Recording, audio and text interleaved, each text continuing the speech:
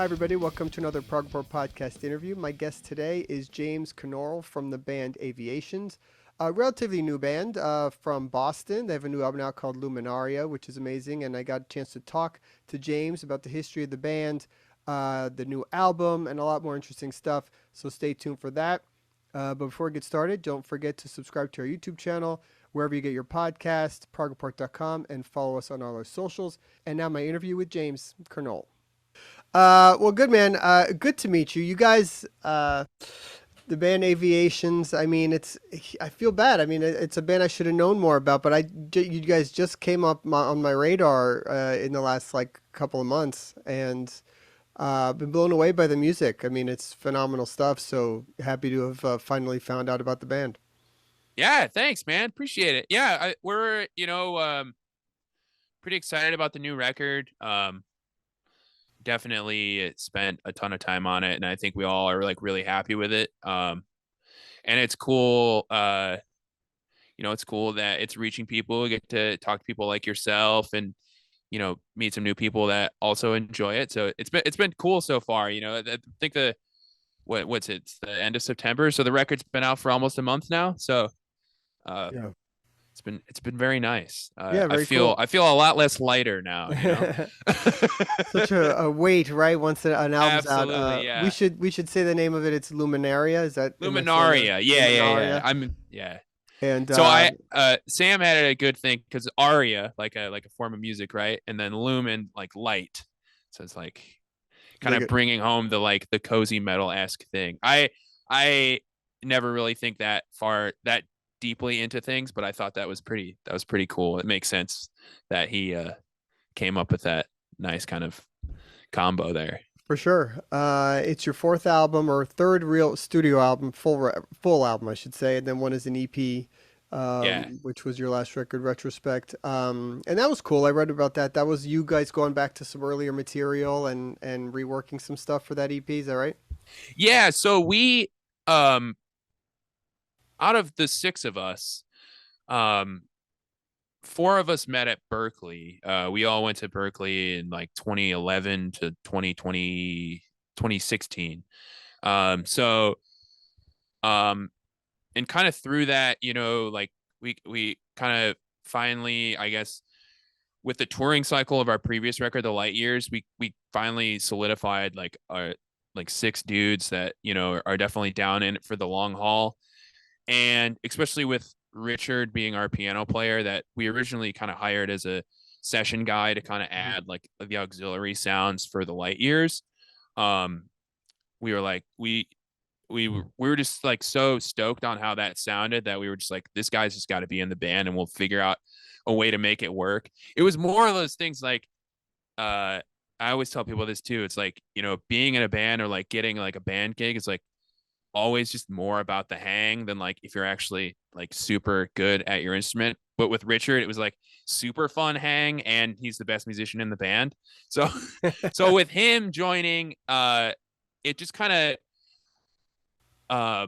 we had never really written with piano being more of the focus, or just like because on Light Years, there's piano parts, but he's not playing, because he wasn't like part of the band at the time. He was not playing, for the full runtime of the track, right? So we kind of wanted to test the waters just to kind of see how that would work.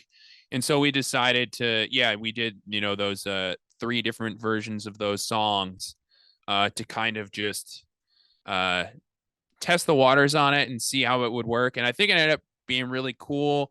And then I think it definitely kind of helped for the new record because we kind of knew where we could go implementing piano. And then it was just like kind of confirming that sound of the six of us and like what that would sound like going into the new record. Yeah. What did it change how the songwriting happened? Was he more involved in how things were written for the new record too? Yeah, actually. I do most of the writing for the band on Guitar Pro cuz I play drums, not guitar. Well, that's So, interesting. I mean, yeah. a drummer is not usually the main writer, especially in a group that does this kind of music. That's pretty odd, right? I mean, how did that happen? That's interesting. I think it just kind of came from like I like writing music, but I can't play guitar to the level of like the music I would want to write.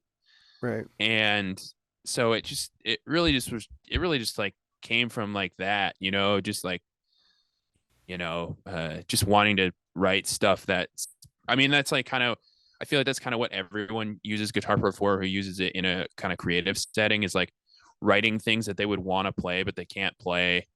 You can't just like shred, like improvise and write stuff like that. At least I can't. So I think that's kind of my introduction to it, was just like, I want to write like weird prog music and I'll figure out the rest later. And then the rest later was, like, uh, I guess my partner in crime with this is Sam, who's the other guitar player, because he was kind of one of the first people I met at Berkeley, and he was just like really down with the way his brain works and the way my brain work are total like yin and yang, kind of like I'm very much just like go go go all the time, and he's really good at like, taking his time and thinking about how things work. So because again, I at the time I didn't really know how to play guitar, so I would write things like on the piano, translate it to MIDI, put it in Guitar Pro, but like finger positions weren't, I'd be like, yeah, Right. go from open string to 1 to 17 to whatever in Writing 16th stuff that notes real no quick, human can actually play. Right. yeah, so he was like able to, kind of like figure out how to like, well, you did this, but we could just, move this note down the octave. It's an easier, nerd stuff. But so he was really good at like doing that, just kind of consolidating my ideas and making them playable. But Right. and then so for the new record, uh, Richard was, God bless his soul, very helpful with kind of um, getting into more the nitty gritty of like different harmony stuff that we wanted to do. Kind of playing outside of diatonic stuff and just making things a little more colorful. And he's also just like really good at just like adding cool textures to things that I wouldn't think of.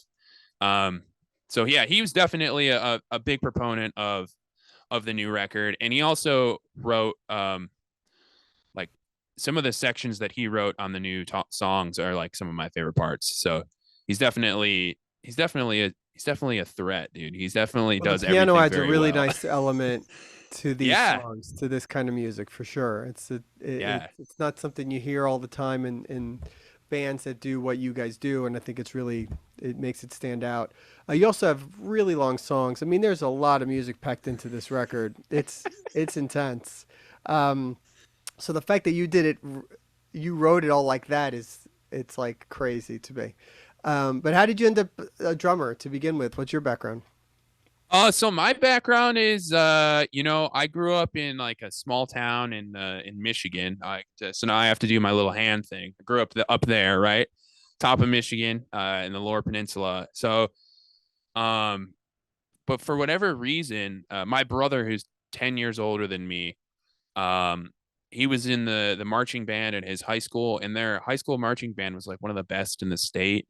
And so there was like this really big following in the marching band, and so like all the kids that were in the school drum line were like all really sick.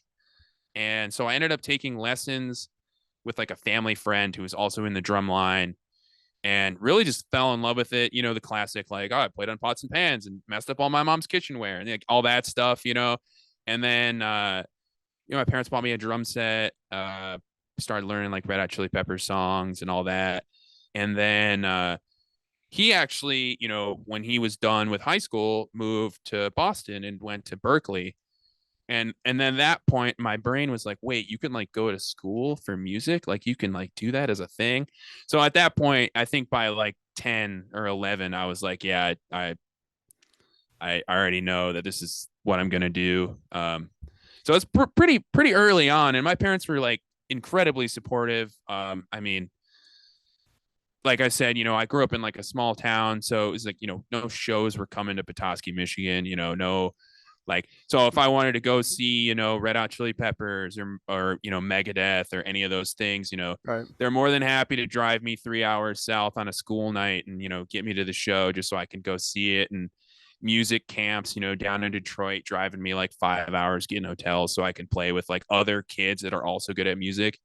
Um, so yeah, it was just like I had like a incredibly supportive upbringing with music. And then I went to Berkeley, and then yeah, and I've just been, playing drums.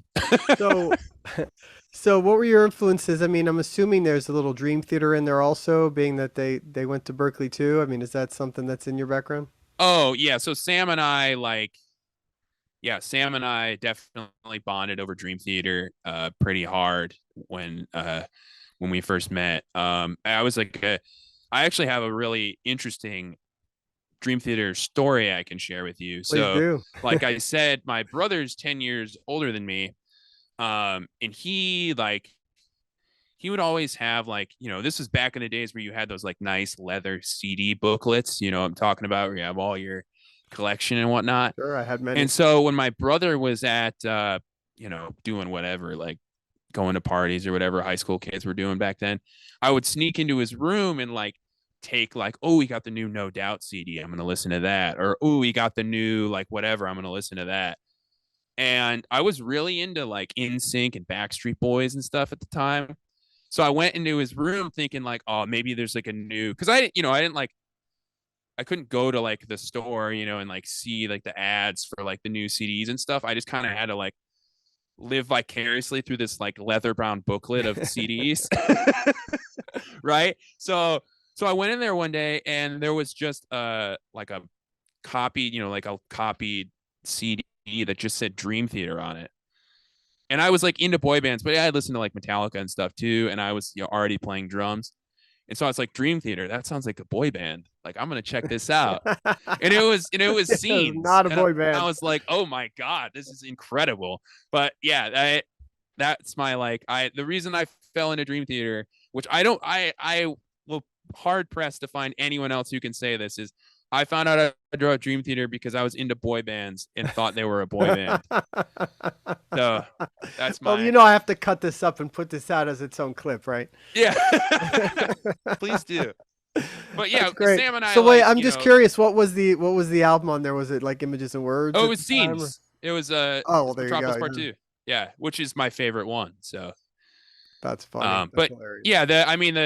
yeah, the Dream Theater red thread definitely runs deep for Sam and I. I mean, that, I think for a lot of people, that's like the first band where it's like, oh, like you, these people really shred, and then they can also like write good songs Right. around also being able to shred. And I think Yep. that was like, you know, I uh I was already kind of privy to Berkeley based on like my drum instructor and stuff, but then like, yeah, knowing like, oh yeah, these guys went to Berkeley too, and then you really start to deep dive. It's like, oh, Steve Vai went to Berkeley. Oh, Esperanza Spalding went to Berkeley. Right. Oh, it's like, yeah, I need to go here. So When you were there, what was your experience like that? Like, was it ever intimidating with the other musicians that you experienced, or was it more like friendly, or was it competition, or what's it like there? I think it depends on your perspective of it. I mean, I was just, I mean, I fondly talk about Berkeley like all the time. Like, I just absolutely loved it. And I didn't, I could like, what I mean by your perspective is like, I could totally see how like, you could walk into a jam room and be like, oh man, like this dude's like killing it. And I'm just like, I can't even play my paradiddles clean, like stuff like that. You can really, yeah, you could really like go down a deep, dark, personal rabbit hole of like, Right. oh God, I'm garbage. Cause you do have that initial like, you know, uh, like where you come from, you're probably like the big fish, right? And then you go to Berkeley and you're not even in the same water as these people. Right. It's like insane. But I never took it that way. I always just kind of took it like, man, everyone around me is so sick. All they want to do is talk about like the goofiest music nerd stuff that you could Right. possibly want to talk about. There's, and for me, there was never any like ego about it. I mean, I definitely wanted to be better than everyone else for sure, but I never was like, I was always asking questions to like everyone I knew there, just like, how do you do this? How did you do this? Why did you do this? Like all these things. So man, I thought it was just like yeah, it's just like a beautiful place. It's kind of like hang out and explore, what you wanted to get out of music and like who you could collaborate with and all those things. I didn't really get any, I didn't personally have any like competition vibes with people. And I thought most Right. people that were in my circle, at least, which I kind of gravitated towards like the like rock and like metal and like the emo rock, math rock people. Everyone was just like so chill and like, you know, just wanted everyone to like have a good time, get to know each other and like play sick music. It was pretty awesome. Yeah, very cool.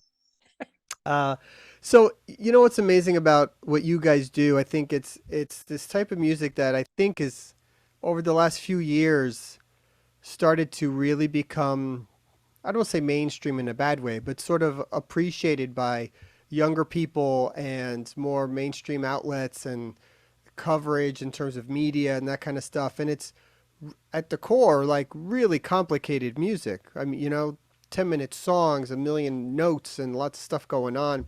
You got Polyphia's, blown up and done amazing things, and of course Animals as Leaders and all these different bands. And then I think you guys are sort of in that mix of those.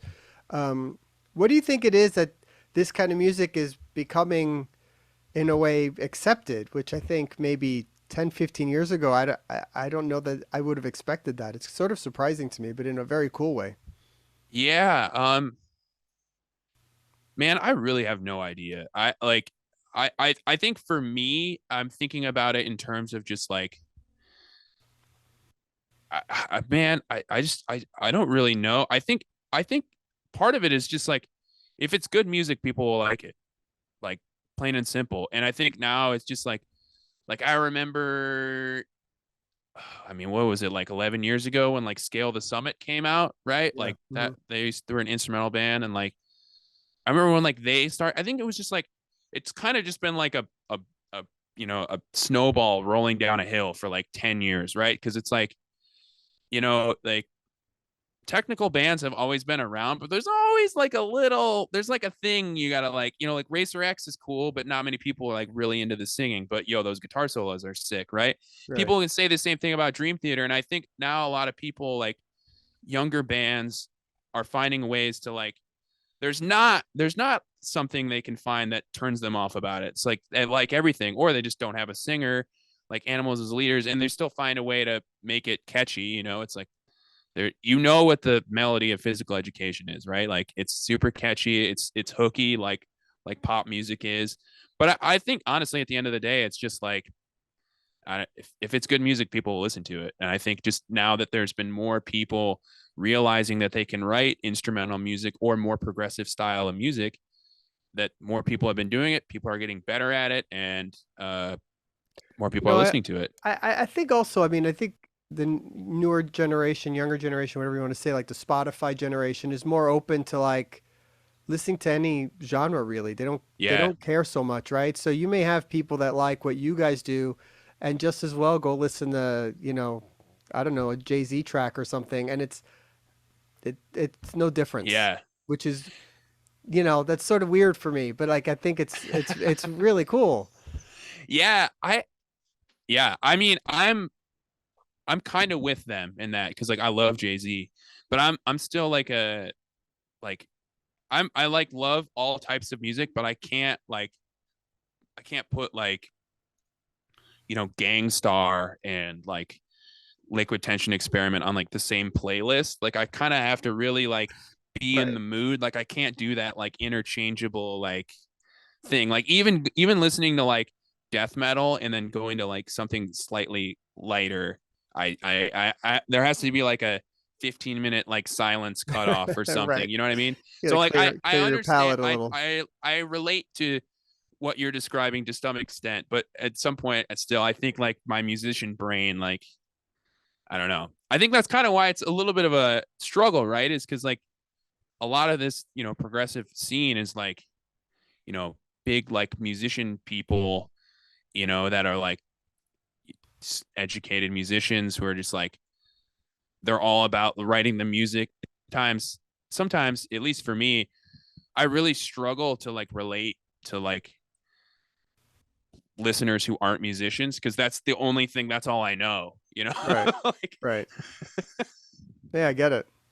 You know what I want to point out also about you guys, which I think is really impressive and maybe an amazing tool that helps people discover you guys is your videos yeah. because they're really, really good and really well done. And like they look like they have major budgets behind them. So Man, what's the I'm glad story you think there? that. And yeah, and how are you putting those together? Because I was immediately blown away by some of those clips. Yeah, so our guitar player Sam is a videographer full time. I mean, he kind of like, his dad is like a editor in Boston, and like he's been cutting his teeth on like video stuff, you know, since he was a kid. Uh, you know, to roll it back to this Dream Theater thing you mentioned, I remember like the first time I ever saw like a multi-cut, like fully edited guitar cover was like Sam did like the full Count of Tuscany, like when he was 15 and like Final Cut and like did the whole thing. So Oh like the wow. dude's been on the video game for a hot minute, right? So, and then you know, when we were at Berkeley, he was part of the like the video crew for all the concerts, and then he started shooting music videos for bands at Berkeley.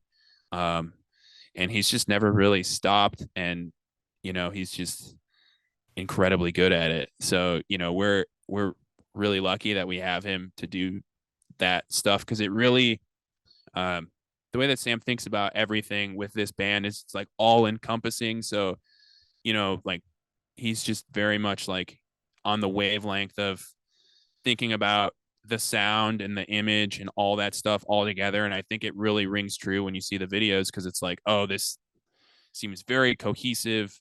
And how the hell did they make this video? This band is tiny. This looks like $1 million production.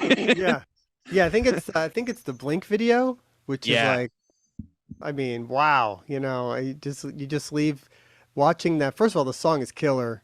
Awesome. And yeah, and the video really helps sell it, I think that's Yeah. very cool. Well, I think with the Sam kind of really went all out in terms of the planning and stuff too. So like for Is he uh storyboards things and oh yeah, dude. That's the minimum he's doing.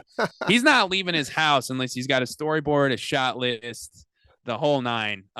so when he's filming you guys and he's like, "No, you got to stand here," and he blocks out your steps and whatever things he's doing, are you guys like, "Dude, seriously, it's really not that big a deal," but like No, we're he's like, not. We "No, you are, have to I do." mean, like we are, I mean, I think we get a little impatient sometimes, but like, I mean,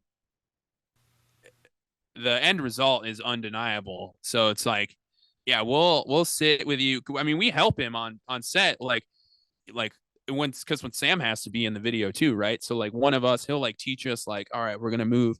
This is the shot, and then he'll like sometimes he'll just like record it and like shoot it, and then like show you, and then he'll do it, and then you'll practice it, and he'll like walk behind you and make sure you're doing it all right, and like, and we'll bring out like friends. Like we have a guy who works with us, Brian Cray, who's a photographer that I played in a band with in North Carolina, and he's like a super sick dude, and he takes direction from Sam really well, and like they can collaborate a lot on stuff. And so you know, Sam's definitely still like the mastermind. We also like we did so for those, we did 2 videos in the same house. We rented a house in New York for like a week, and just like it was really with the you mentioned the piano thing. Piano players are super sick to have in your band, except when you have to shoot a music video because it looks dorky if you have to use a keyboard. So you have to. We need a So when piano. we rented this house, we had to find houses that had pianos in the house. Wow. So it's like, so it's like a whole thing, right? Yeah, you're really going all out for this. This is pretty cool. Yeah. So, but it's cool that Sam, like, you know, he does the whole thing, and he really he takes it very seriously, and I feel like it definitely shows with the videos. And it was funny too because we tried to we realized like midway through production, like Sam's really going in. Like I want him to feel like he's a part of the band and not just the video director. So we were, him and Michael Lassard from the Contortionists have a relationship. So we were like, well, why don't we bring Michael in and help us with one of these videos? That way Sam doesn't have to front load all the mental energy for, 5 videos. We'll let someone else kind of like take the wheel for a little bit. And that ended up being really cool too, because that was stylistically the video for Pure, which Michael shot, is like stylistically different than the rest of them too. So it ended up like kind of doing a lot in terms of serving like as a nice break for Sam, and then also just like a visual change for us for the singles that also was still kind of cohesively in that package. What's been the best way that you've found for you guys to promote your own band? Has it been through the videos, or do you guys do a lot on Instagram, or what's your main way of reaching people? I mean we're trying to be on everything, so like we're doing the daily Instagram, TikTok, the whole nine. I do find that we're really fortunate that like the music reaction community's like been really really good to us. It's like a pretty indescribable feeling to like put a video out at like 12 noon and then at like 1:30 see like 4 videos get uploaded that are reactions to your video is like Amazing. pretty cool. Yeah. And I think that really does really well for us, just because they are like full spectacle like videos and stuff, and then so it does Well, make those are for not. like Yeah, it's nice to put in the work you guys are putting into these videos, and then have people actually talk about them and put in their time to say how good it yeah is and that yeah kind of stuff. it's very cool. So I think probably the YouTube videos is definitely pulling the most weight at the moment, I would say. Yeah, well, that's good. That's nice that they're the work's going. It would be a shame to do those videos and then have like 35 views or something at the Oh end. man, that no one That would would be be able to really pull us out of that depressing. depression. So what's next for you guys? I mean, is there a tour lined up soon? Some dates or anything for the record or? I mean, we're trying to. I think right now it's just really hard to find something that makes sense for us. I mean, we definitely would like to be out on the road next year doing some shows. The only thing that we have booked right now is I think the band's playing my wedding. I think that's it. So Are if they you're in the playing New stuff York from the City new record area, at the wedding, or yeah. are you guys learning YMCA? What's Oh the no. story? So I think we're gonna try and do some touring next year. Right now we're just pretty much in like full promo mode for the record.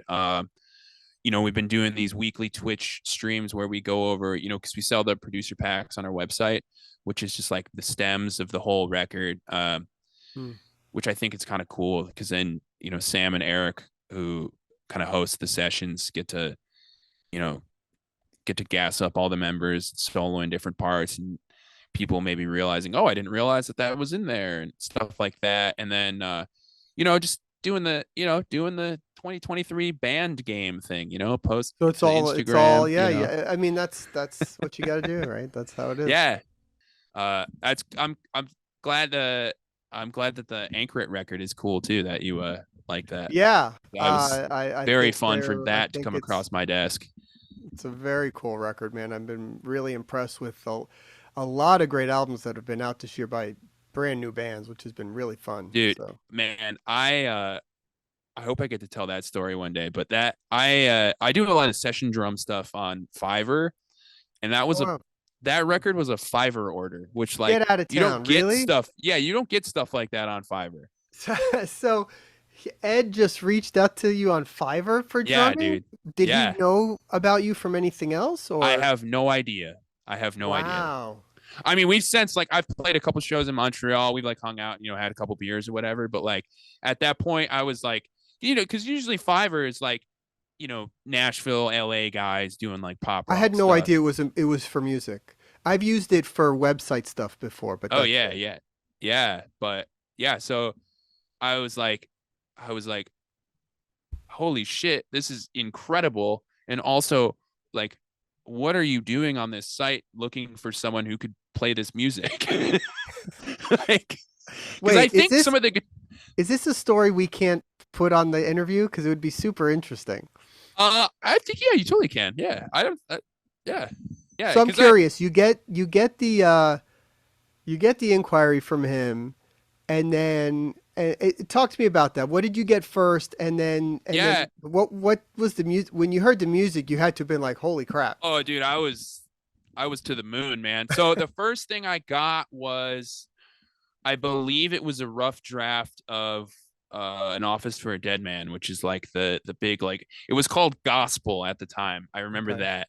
And it was like the big singing part at the end. I was like, this is incredible. The first thing I did actually was, so the way that Fiverr works, you use the platform, is like you kind of set like a duration of time to do a task, and the Fiverr system like very much penalizes people for like, if you go like 7 days and 1 hour over, it like messes up your rating. So the Right. first thing I did was like, yo, this is gonna take way more than 7 days. It's like, I was like, this is gonna be at least a week and a half, dog. Like, this music is so dense. Uh, but it was really cool. And then like he was like, again, like very, very outgoing with like his support of like, oh dude, just do whatever you feels best. Because I really like to get into like the granular, like, what kind of drum sound are you looking for, like all this kind of stuff. And he's like, do whatever you think is cool, man. Just like, I'm just so happy you want to do it. And I was like, I'm just so happy that you want me to do whatever I want. I'm just like this. It was such a pleasant experience. And then it was even more funny too, because when I do a record for someone online like that, I generally try and like just eat, sleep, and breathe in this room, because the way drums work, it's like heads get out of tune quickly after a couple of days and stuff like that. So I do generally try and operate it like we're at the studio together, and this is like, we got this time to do it. Just because I don't want people to notice a sound change from song 1 to song 9, right? I want it to sound more cohesive than Right. it's like, Yeah. because if you're piecing together emails, and it takes, that the communication chain can take a couple days. So uh I just kind of like hit it really hard, and sent him like roughs of the whole record in like 3 or 4 days, and he was like, oh man, this is incredible, like this is. And there was parts that I thought like I overplayed things, and because my brain kind of in goes in a different place when I'm doing records for bands that aren't my own. I'm always like, my serve the song brain kind of goes off. And so I was like, oh, okay, we're just gonna like rock through this chorus, like no big fills, no chops, whatever. And it's like all of his revisions were just like, play more notes. And I was like, I love this guy. But it was so funny. And then like, I think after I did the thing, he like added me on Facebook, and then like, but yeah, that whole drumming for that whole record was done on Fiverr. That's And it, to amazing. this That's day, very has been the cool. coolest Fiverr session I've ever done. Yeah, And for it was sure. just like so funny. And that dude is an absolute sweetheart and writes like the coolest music that I would like. The saxophone. You were talking about how Avaiations, like the secret weapon is the piano.